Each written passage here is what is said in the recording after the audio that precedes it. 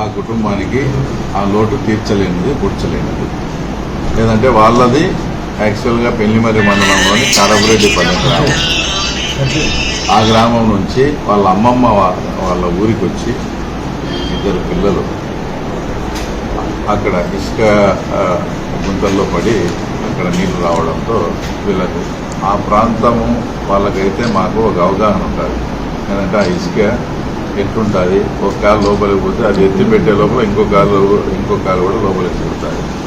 ఆ పరిసరాలను అవగాహన ఉన్న వాళ్ళకైతే తెలుసు కాబట్టి వాళ్ళు ఎవరు అక్కడికి వెళ్ళరు. వీళ్ళు కొత్త పిల్లలు పెళ్లిమర్రి మండలం నుంచి అమ్మమ్మ వాళ్ళ ఊరికి చుట్టపుచులుగా వచ్చినారు కాబట్టి ఆ ప్రమాదం జరిగింది. అది ఏదైనా దురదృష్టకరము, దానికి అందరం బాధపడుతూ ఉన్నాం. ఏమి ఇచ్చినా కూడా వాళ్ళ లోటు తీర్చలేనిది. దానికి ఏదో మనకు చేతనైనంత ఆ ఫ్యామిలీలకు చేయాలనే ఉద్దేశంతోనే ఇదంతా కూడా జరుగుతుంది. ఇలాంటి విపత్కరమైన సందర్భం వచ్చినప్పుడు, బాధాకరమైన సంఘటన జరిగినప్పుడు దాన్ని రాజకీయం చేస్తూ ఈ రకంగా చేయడం అనేది తర్వాత ఎంతవరకు సబబు? అక్కడే 2 పిల్లలు చనిపోతే ఆ పిల్లల శవాల్ని కూడా ఎత్తనీయకుండా ఏదో రాద్ధాంతాలు చేసి ఇసుక కోసం అక్రమంగా తవ్విన గుంతల్లో వాళ్ళు పడి చనిపోయినారు. దానికి బాధ్యులు కలెక్టర్ గారంట, తెలుగుదేశం పార్టీ అంట, పోలీస్ అధికారులంట అని ఆయన మాట్లాడుతూ ఉన్నారు. నేను స్పష్టంగా ఒకటి చెప్పదలుచుకున్నా. 2019 నుంచి 24 వరకు జగన్మోహన్ రెడ్డి గారు అధికారంలో ఉన్నారు. అప్పుడు కాలేటి వాగు ప్రాంతానికి సంబంధించి దాదాపు 2,000-2,500 కోట్లతో టెండర్ పిలిచారు.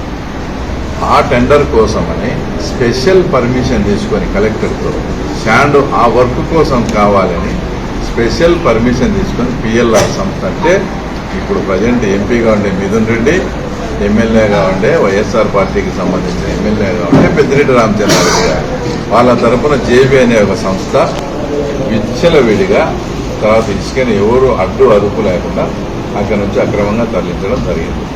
ఇప్పుడు ఇది గూగుల్ మ్యాప్. నేను అబద్ధాలు చెప్పొచ్చు, తర్వాత మీరు అబద్ధాలు చెప్పొచ్చు, ఇంకోరు అబద్ధాలు చెప్పొచ్చు. ఆ తర్వాత గూగుల్ తల్లి అయితే అబద్ధం చెప్పదు కదా. ఇది ఈరోజు తీసినది. ఈ 2023లో ఇక్కడ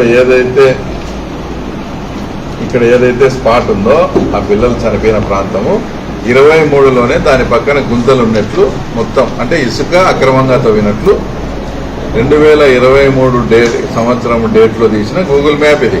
ఎవరేమి ఇది మ్యానిపులేటెడ్ కాదు, నోటి కాదు. ఇంత స్పష్టంగా మీ గవర్నమెంట్లోనే మీ పార్టీకి చెందిన ఎంపీ ఎమ్మెల్యేల సంస్థ అయినటువంటి వాళ్ళే ఇసుక గుంతలు తీసి దాంట్లో పడి ఆ పిల్లలు చనిపోతే హ్యుమానిటీ గ్రౌండ్స్ కింద మేము దాన్ని చేయకుండా మేము వెయిట్ చేస్తా, వాళ్ళు ఎంత డిస్టర్బ్ చేసినా అలర్ట్ చేసినామంటే దాన్ని ఇంత రాజకీయం చేసేది. అంటే ఇంత నీచ రాజకీయం, ఇంత శవ రాజకీయాలు చేస్తూ తర్వాత మీరు ఆ తర్వాత ఉనికిని కాపాడుకునే ప్రయత్నమా? ఇది ఎంతవరకు సబబు? ఆయన ఇంకో మాట మాట్లాడాడు. ఇన్సిడెంట్ జరిగితే అక్కడ అది తీసేదానికి కూడా జేసీబీలు ఇటాచీలు రమ్మంటే రాలేదు. ఇది శుద్ధ అవాస్తవం. ఎప్పుడు పిల్లలు మిస్సింగ్ అయినారని చెప్పి జరిగితే మాకు సంబంధించిన వాళ్ళే పోలీస్ డిపార్ట్మెంట్కి ఇన్ఫార్మ్ చేసి అక్కడ అప్పటికప్పుడు జేసీబీని ఇటాచీని రమ్మని, ఇక్కడ నీళ్లున్నాయి, బట్టలున్నాయి, ఇక్కడ ఏమైనా పడిపోయిండొచ్చు అని దానికి గండి కొట్టి ఆ నీళ్ళనంతా బయటికి పంపించి ఎవరు చేసింది? మా పార్టీకి సంబంధించిన వాళ్ళు, మా పార్టీ వాళ్ళు అప్పటికప్పుడు జేసీబీ ఇటాచీ తెప్పించి చేసి ఆ శవాలను ఐడెంటిఫైడ్గా చేస్తే దాన్ని కూడా ఆ ఊరోళ్ళు చెప్పిన మాటలను వచ్చి నమ్మి అవినాష్ రెడ్డి గారు దాన్ని తీసేదానికి కూడా రాలేదు వాళ్ళు అని మాట్లాడతారు. సార్, ఏదైనా వాస్తవాలు కానీ అవి కానీ తెలుసుకొని మాట్లాడతాం. ఇప్పుడు ఇంత స్పష్టంగా ఈ గూగుల్లో ఇది ఇచ్చే ఈ మ్యాప్ ద్వారా కూడా ముందే గుంతలు ఉన్నాయి అక్కడంతా. అప్పుడు ఏం చేస్తారని ఈ అద్దాల మర్రి గ్రామస్తులు కానీ ఇప్పుడు చేసే ఆ కుమారపాల శ్రీధర్ రెడ్డి కావచ్చు, ఇంకోరు కానీ ఈమైన మీ విచ్చలవిడిగా అంత అక్రమంగా ఆ రోజంతా తవ్వుతూ ఉంటే ఈరోజు చెప్తాడు దాని భూగర్భ జలాలు అంటిపోతాయని. అది ఇదే వేంపల్లిలో, ఇదే కుమరాంపల్లి దగ్గర మీరు ఇదన్నా ఇప్పుడు మా వాళ్ళు మళ్ళీ ఇది కూడా ఇంకోటి మా వాళ్ళు చేయలేదని కానీ ఇంకోటి కానీ నేను చెప్పను. మా పార్టీకి చెందిన మండల శాఖ అధ్యక్షుని ఆధ్వర్యంలోనే ఇది శాండ్ అనేది టెండర్ వేసుకొని చేసుకుంటాం. మేమేం అది కాదని లేదు. మా మా మా పార్టీ మా వాళ్ళ ద్వారా ఆధ్వర్యంలో జరిగింది ఇది. కానీ ఇక్కడ జరిగింది ఒక ఇన్సిడెంట్ ఒక చోట, మీరు మాట్లాడేది క్లైము తర్వాత ఒక చోట. ఇంకోటి అక్కడ శాండ్ రీచ్ కావాలని ప్రభుత్వ నిబంధనల మేరకు టెండర్ వేస్తే 92 లక్షలు కట్టి డీడీ కట్టి అక్కడ పార్టిసిపేట్ చేశారు. ఆ టెండర్ అంతా అయిన తర్వాత ఈ మధ్య ఇటీవల 15-20 రోజుల కిందట మళ్ళీ ఒక టెండర్ పిలిచారు. ఏంటి, అక్కడ ఉండే మీ ఇసుక క్వాంటిటీ ఇచ్చినది అయిపోయింది, మీరు ఇంకొంత దూరం వచ్చి ఇక్కడ చేసుకోండి అని. దానికి కూడా 52 లక్షలు సెక్యూరిటీ డిపాజిట్, 2 పేర్లతో 20 లక్షలు, 92 లక్షలు కట్టి ప్రభుత్వ నిబంధనల మేరకు మళ్ళీ టెండర్లో పార్టిసిపేట్ చేసి ఆ పాత రీచ్ను కూడా ఇప్పుడు దానికి లేకుండా ఏదైతే కొత్త రీచ్లో చేయమని చెప్పారో ప్రభుత్వం ఆ కొత్త రీచ్లోనే వర్క్ స్టార్ట్ చేయడం జరుగుతుంది. దానికి రోడ్లు వేసుకునేదానికి వేసుకుంటున్నారు. అదే పనులే అక్కడికి పంపించింది. వాళ్ళు ఎవరైతే మునిగిపోయినారో అక్కడికి ఇదే పనులే పంపించింది. ఇంకా దీన్ని పట్టుకొని ఇంత ఇప్పుడు నేను ఇప్పుడు గూగుల్ మ్యాప్లో తీస్తాను. మీరు అడిగిన విధంగానే మైనింగ్ వాళ్ళకు కలెక్టర్ గాని కూడా మేము కూడా కొడుతున్నాం. నిష్పక్షపాతంగా ఎంక్వైరీ జరిపింది. నిజంగా మా కాంట్రాక్టర్ కానీ ఏదన్నా తప్పు చేసింటే మీరు ఏదైతే రాత్రి డిమాండ్ చేశారో అంత అమౌంట్ కూడా మేము ఇచ్చేదానికి కూడా రెడీగా ఉన్నాం. మాది తప్పు అయితే నిజంగా నిష్పక్షపాతంగా చెప్పమని అడిగినాడు. మీ గవర్నమెంట్ ఏమన్నా మాల్ ప్రాక్టీస్ పనులు ఏమైనా చేస్తారేమో, మాకు అవసరం లేదు. మైనింగ్ డిపార్ట్మెంట్ని కానీ పోలీస్ అధికారులను కానీ కలెక్టర్లను కానీ నిష్పక్షపాతంగా ఆ గుంతలు ఎవరు తీసినట్టో ముఖ్యంగా తేల్చమని మేము కూడా కోరుతున్నాం. నిజంగా పిఎల్ఆర్ సంస్థ వాళ్ళు చేసిన పని అయితే ఇదే చక్రాపేట మండలంలో ఉండే వైఎస్ఆర్సీపీ నాయకులను ఇదే ఎంపీ అవినాష్ రెడ్డి గారిని తీసుకొని నేను పిఎల్ఆర్ సంస్థల ఎదురు ఆఫీస్ ఎదురుగా ధర్నా చేయాలని ఉందా. వీళ్ళు వస్తారా మరి? అంతకుముందు కూడా ఒక ఇన్సిడెంట్ జరిగింది. స్వయంగా ఎంపీ గారు ఒప్పుకున్నారు. తోపదుర్తి ప్రకాష్ రెడ్డి రాక్రేట్ సంస్థకు ఎక్కువ బిల్లు ఇచ్చాము అని జగనన్న కాలనీ. వాడు ఎక్కువ బిల్లు చేసుకున్నాడు, వెళ్ళిపోయినారు. జగనన్న కాలనీలు ఇప్పుడు అట్లే ఉన్నాయి. ఎవరన్నా కొత్త కాంట్రాక్టర్ వచ్చి చేయాలంటే ఎక్సెస్ బిల్లు కథ ఏమైంది అని అది కోర్టులో పడింది మీ నిర్వాహకం వల్లనే.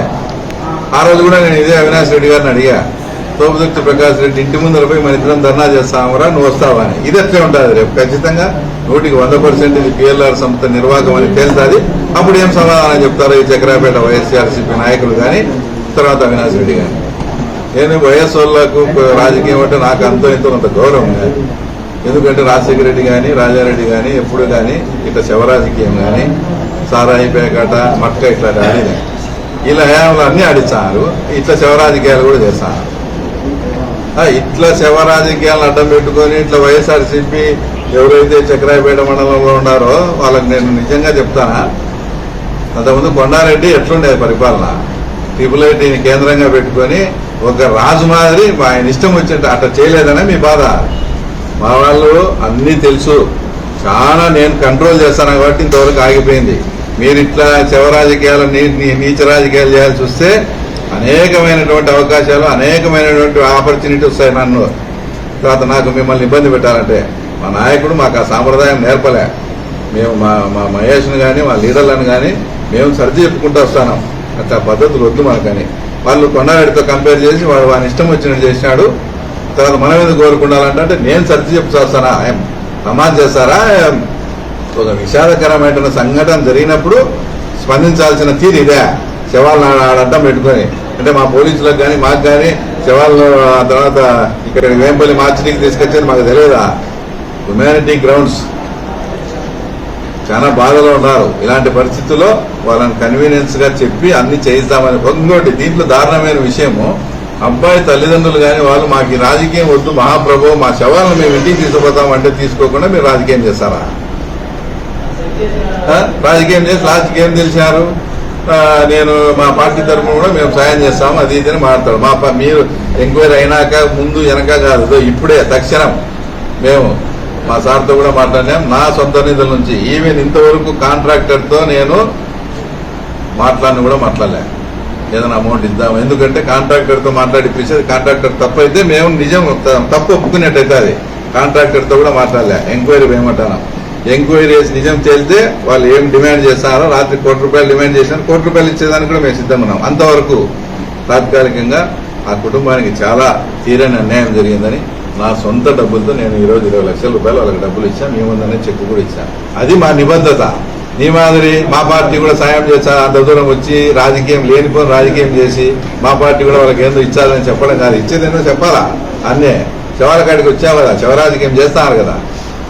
కాబట్టి చక్రాయపేటలో ఉండే వైఎస్ఆర్సీపీ నాయకులకు కూడా చెప్తానా, ఇట్లాంటి లేనిపోని చేసి ఏదో సందర్భం వచ్చిందని, అవకాశం వచ్చిందని మీ ఇష్టం వచ్చినట్టు మీరు రాజకీయం చేస్తే దీనికి తీవ్ర మూల్యం కూడా తర్వాత అనుభవించాల్సి వస్తుంది. ఇదే ఇప్పుడు గాజులపేటకు చెందిన ఒక అబ్బాయి, అతను మీరందరూ ఉన్నారు, ఆడపోతే ఇసుక గుంతలో చనిపోలేదా? ఇద్దరు చనిపోతే వాళ్ళకి ₹1 ఏమని ఇచ్చారా? కనీసం కేసు పెట్టేదానికి కూడా ధైర్యం లేకుండా చేసినారు. అదెందుకబ్బా?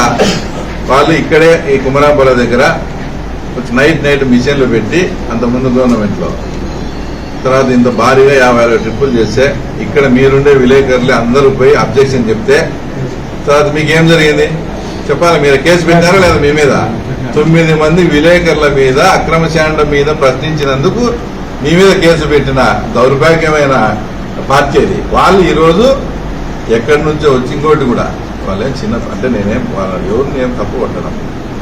ఒక సంఘటన జరిగింది, చిన్నపిల్లలు 4-5 సంవత్సరాలు తెలియక పన్నారంటే వ్యర్థం ఉంది, తప్పు ఉంటుంది.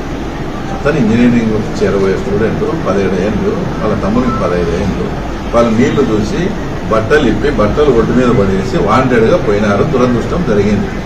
దాన్ని ఇంత రాద్ధాంతం చేయడం అనేది ఎంతవరకు సబబు?